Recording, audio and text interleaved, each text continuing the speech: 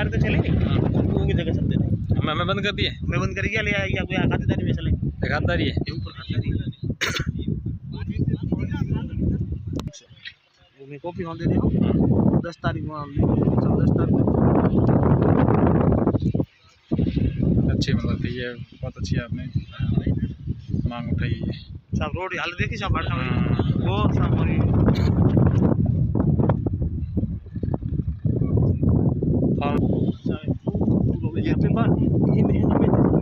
हमके एक चीज़ है फूड की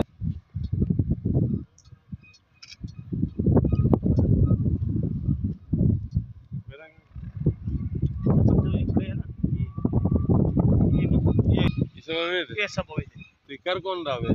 ये आरसी मैम कर रही है, गवर्नमेंट खुद ही कर रही है। हाँ आरसी मैम कर रही है, शाखा है आरसी मैम कर रही है।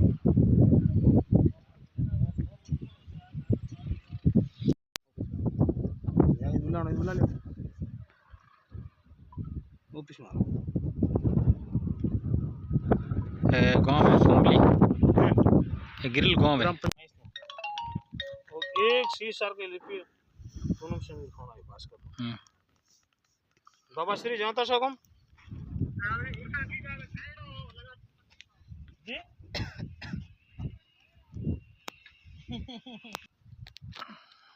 जी जी जी जी सर जी सर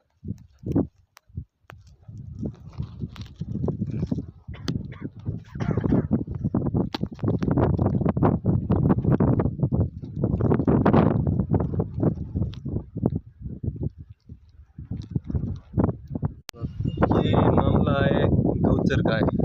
गिरल गांव के 133 और 116 नंबर 2 खसरे हैं। उसमें लगभग 1000 बीघा गौचर भूमि है। उसमें लगभग इन्होंने बिना अनुमति और पंचायत की बिना अनुमति और किसी से प्रशासन से भी नहीं ली अनुमति, और ये इन्होंने RSM ने अपने स्तर पर खुदाई कर दी है। लगभग 75% खुदाई कर दी है। और दूसरी बात है, ये जो खातेदारी खेत थे उन्होंने भी कई लोगों के खेत है जो उनको वापसी भी नहीं की है और नहीं उनको मुआवजा दिया है।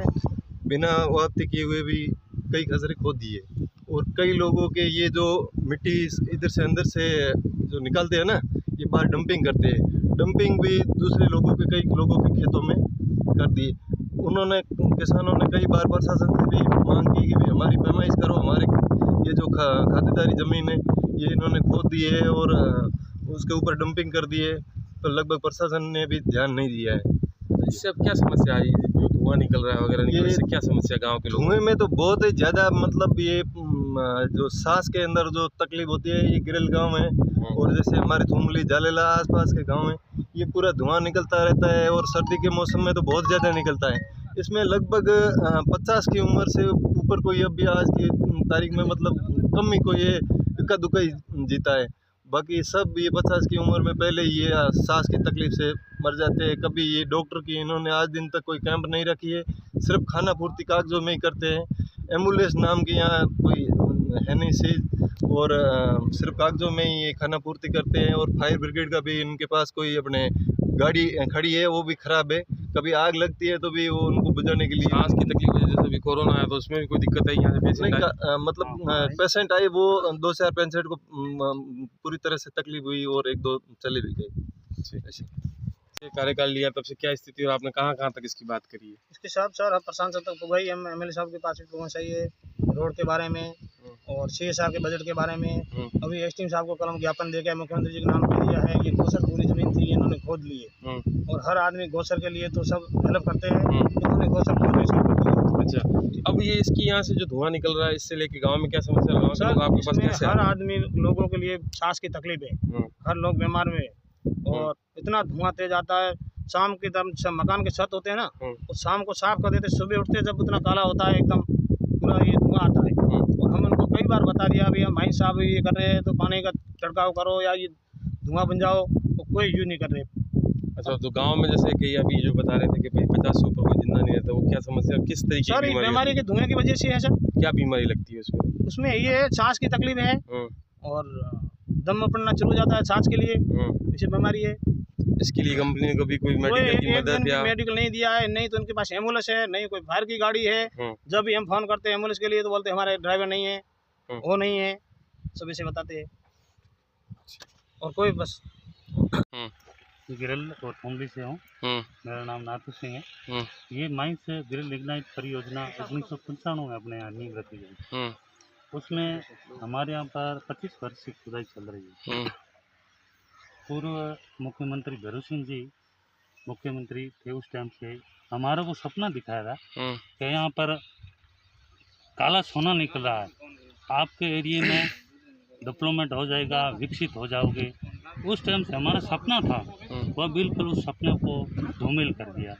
उन्होंने यहाँ की अनपढ़ता के कारण से जो गोचर जमीन थी वो किसी आमदन बिना किए उन्होंने पूरी खुदाई कर दी। ये हमारे पहले सरपंच थे, थोड़ा पढ़े लिखे कम थे। अभी युवा सरपंच आने पर उन्होंने पैरवी की तो यहाँ मिला के यहाँ तो ज़मीन खा ली उन्होंने। गोचर जमीन का यहाँ नाम मात्र भी नहीं। अच्छा। और पर्यावरण पर आप देख रहे हो आज पर्यावरण की क्या स्थिति है। बारिश के दिनों में क्या समस्याएं आती है आपको यहाँ पे? बारिश के दिनों में ध्यान कि पहली बार बारिश कम होती है। क्यों? यहाँ पर कोई वृक्ष वगैरह लगाते नहीं, तो बादल वगैरह आते हैं तो वो छिट जाते हैं, बरसात कम होती है, तो अकाल ज़्यादा पड़ता है। दूसरा यहाँ पर जो बरसात होने पर भी यह जो छेल है, हल्का कोयला है, वह दफनाते नहीं है। इस कारण से यहाँ पर धुआं लगता रहता है। कीचड़ दलदल तो यहाँ चलना मुश्किल हो जाता है। अच्छा। हम यहाँ पर कई हमारे पशु यहाँ पर मर चुके हैं, तो ये सुनते नहीं। हम तो प्रशासन के पास जाते हैं, प्रशासन भी नींद से सोए हुए। आप चौथा स्तंभ है और हमारा सहयोग। दूसरे जो गाँव के आपके जाने के रास्ते थे वो सारी चीजें, उन रास्तों पूरे रास्ते हमारे यहाँ पर 4 रास्ते थे। टोमली में मिलने के लिए जालेला और कोटरा से अलग आता था, वो आकली से अलग आता था। ये चारों रास्ते उन्होंने खोद कर खा लिए और हमारे कम से कम वहाँ पर 5 किलोमीटर की जगह हम 15 किलोमीटर घूम कर जाते हैं और बस भी नहीं सकते साहब। ये हमारी स्थिति है। सिंह जी, ये जो पूरा मामला है गोचर का, सबसे पहले तो ये बताइए गोचर जो ज़मीन होती है कितनी मांग होती है हमारे जो मवेशी? साहब गोचर ही ऐसा है जो मवेशियों का जीवन यापन, और हमारे लिए तो गोचर अमृत तुल्य है। क्योंकि यहाँ से गोचर अगर नहीं होगी तो हमारे यहाँ का जो मुख्य धंधा वो पशुपालन का है।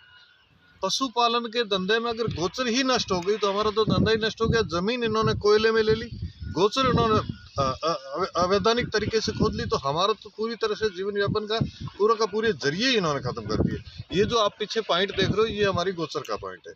यहाँ से लेकर के आगे छेड़ तक जहाँ तक आपको ये धुआं और ये पूरी माइंस दिख रही है, 543 बीघा गोचर इन्होंने खोद दी, अवैध रूप से खोद दी। जबकि होना ये चाहिए कि गोचर अगर जमीन आप लेते हो तो गोचर की एवज में आपको जो है दूसरी जमीन पहले क्षतिपूर्ति में ग्राम पंचायत को देनी होती है।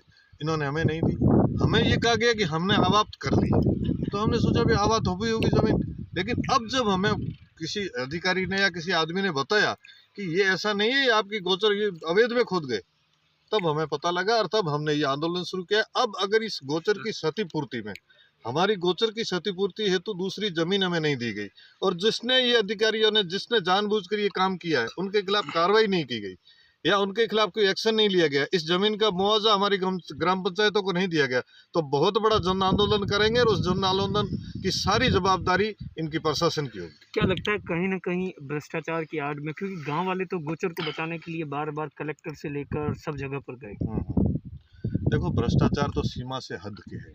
यहाँ जब अंदर जाओगे आप उसमें ज़्यादा से ज़्यादा गंदा कीचड़ मिलेगा, लेकिन अंदर जाने की और अंदर जाकर के चेक करने की आज दिन तक किसी ने हिम्मत नहीं की, क्योंकि हम लोग भी इतना ज़्यादा समझते नहीं थे भी क्या होना चाहिए क्या नहीं होना चाहिए। अब जब हमें पता लगा कि वास्तव में गोचर ज़मीन को खोदना अवैधानिक है और गोचर ज़मीन आप ले ही नहीं सकते, तब हमने इसका विरोध किया। और इसको जो खोदा है वो वास्तव में उनको सब पता था कि गोचर ज़मीन है, इसको जल्दी जल्दी कोयला निकाल के कंप्लीट करो। अब क्या चाहिए, मतलब किस तरीके से आपने कल ज्ञापन भी दिया, आगे की क्या प्लानिंग? हमने कल मुख्यमंत्री जी के नाम ज्ञापन दिया है, एसडीएम साहब के खिलाफ भेजा है। उसमें हमने एक ही मांग रखी कि साहब हमारी जो गोचर जमीन है वो जिस किसी ने कार्यक्रम ने कॉमर्शियल में लेते हुए इसको खोदा है उनके खिलाफ सख्त कानूनी कार्रवाई की जाए, हमारी ग्राम पंचायतों को मुआवजा दिलाया जाए और जो हमारी ज़मीन खराब हुई उसकी क्षतिपूर्ति में उतनी की उतनी ज़मीन गोचर करके हमारी पंचायत को फायदा।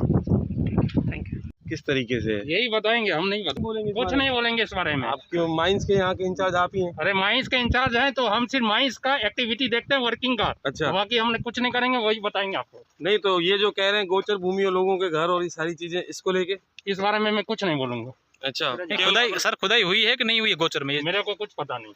तो केवल खुदाई करेंगे, आपको और कुछ नहीं बताएंगे? ठीक, तो जाते हुए वीडियो लेंगे।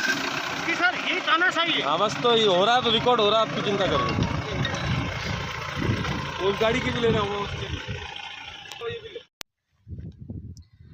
Rajasthan state mineral mines limited यानी RSMML। इस वक्त मैं बाड़मेर जिले के आकली गांव के गिरिल राजस्व गांव में खड़ा हूं, जहां पर RSMML द्वारा यहां कोयला खनन का काम किया जाता है। कुछ दिन पूर्व एक यहां के किसान ने अपने खेत के जो पैसे, यहां उनकी भूमि जो अबाद की थी इस कंपनी ने, उसके पैसे उसे नहीं मिले थे। इसको लेकर उन्होंने कोर्ट में ज़मीन को लेकर स्टे लगवाया।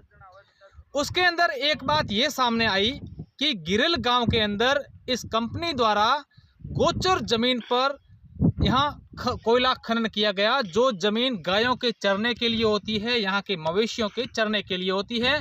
और इतना बड़ा कंपनी द्वारा धोखा ग्रामीणों के साथ और यहाँ के ग्रामीणों के किसानों के जो मवेशी है उनके चरने के लिए जो यहाँ पर ज़मीन थी उसके ऊपर इन्होंने कोयला खनन कर दिया। कितना कोयला खनन किया ये मैं आपको बता दूं कि यहाँ पर एक जो गोचर ज़मीन है उसके खसरा संख्या है 133, जिसके अंदर कुल 543 बीघा ज़मीन आती है और उस ज़मीन का लगभग 75% भाग इस कंपनी द्वारा कोयला खनन के काम में लिया गया। अब इस पूरे मामले को लेकर ग्रामीणों ने सिव के उपखंड अधिकारी को ज्ञापन दिया, तो सिव उपखंड अधिकारी द्वारा तहसीलदार को जांच दी गई और उस जांच में तहसीलदार द्वारा कुछ दिन पहले ही यहां मौके पर आकर इस पूरे ज़मीन की पैमाइश की गई। उस पैमाइश में ये बात सामने आई है। अब इसके अलावा एक बात और सामने आई है, वो ये है कि यहाँ पर एक और खसरा है 116 नंबर, और उस खसरे के अंदर जो गोचर ज़मीन का खसरा है उसके अंदर भी इस कंपनी द्वारा ये कोयला खनन किया गया है। दूसरी बात ये भी है सामने आई है कि इस कंपनी की जो कार्यालय है, जो ऑफिस बना हुआ है, वो भी गोचर ज़मीन में है। और ये काम आज से नहीं, यानी 2-4 महीने या 2-4 साल नहीं, करीब 20-25 साल हो गए हैं ये कंपनी ने यहाँ पर इस प्रकार का काम कर रही है। लेकिन अब ये ग्रामीणों के सामने सारी बात आई है। अब इसको लेकर पूरे प्रदेश भर में इस कंपनी को लेकर चर्चाएं चल रही है।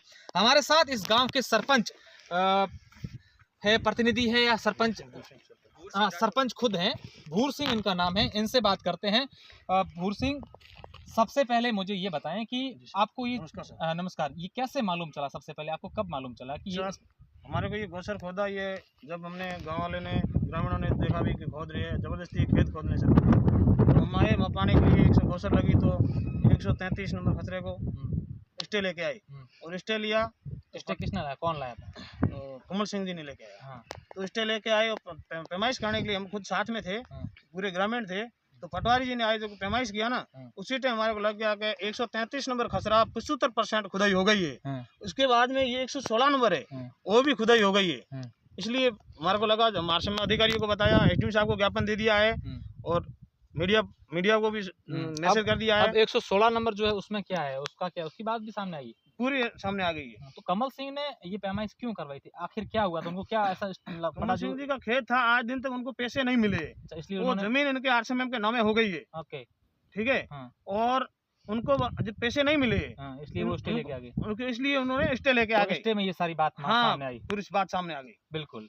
देखिए, ये पूरा घटनाक्रम था जो इन्होंने बताने की कोशिश की। और दूसरी बात मैं आपको बता दूं, यहाँ के ग्रामीणों का समय समय पर ये मांग रही है कि इस कंपनी द्वारा जो राजस्थान सरकार का उपक्रम है उस द्वारा जो यहाँ पर CSR फंड होता है उसका एक भी पैसा, इनका कहना है कि हमारे यहाँ पर उपयोग में नहीं होता है। बाकी स्थानीय जो लोग हैं, स्थानीय युवा हैं, उनको इस कंपनी द्वारा रोजगार भी बहुत कम, यानी कि न के बराबर दिया जाता है। दूसरी बड़ी समस्या मैं आपको बता दूं कि अभी हम बाड़मेर जिला मुख्यालय से इस मौके पर कवरेज करने के लिए जैसे आए हैं, तो हमें लगा कि इतनी बड़ी प्रदेश की कंपनी यहाँ पर कोयला खनन का काम कर रही है तो यहाँ पर यहाँ की सड़कें वो बहुत शानदार होगी। लेकिन अगर आपका कभी यहाँ आना हुआ हो तो यहाँ सड़क के अंदर एक एक 1.5 फीट के गड्ढे हैं और गाड़ी चलाना भी यहाँ तक आना भी मुश्किल हो गया है। अब देखिए कितना बड़ा इन स्थानीय लोगों के साथ धोखा इस कंपनी द्वारा किया जा रहा है। अब देखने वाली बात ये होगी, क्या सरकार, यहाँ के जनप्रतिनिधि, इस क्षेत्र से आने वाले मंत्री क्या इस पूरे मामले को गंभीरता से लेंगे? इन लोगों के साथ, इन यहाँ के स्थानीय लोगों के साथ, बाड़मेर जिले के लोगों के साथ क्या न्याय होगा या नहीं, ये आने वाला समय ही बताएगा।